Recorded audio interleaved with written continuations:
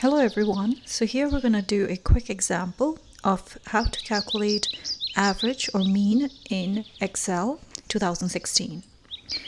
So the average basically returns the arithmetic mean for a range of values that you specify. Average function also measures central tendency, which is the location of the center of a group of numbers. So in order to find the average, all we have to do is we can use the average function in Excel. So we'll do equal to AVER, and you will see the average function pop up.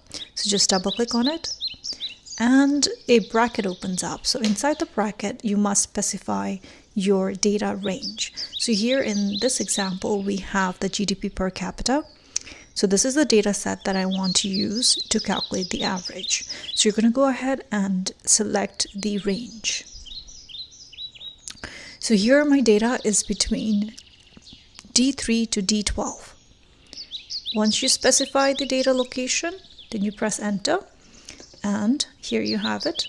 This is your quick and easy way to find average, also known as mean, for a data set using the average function in Excel.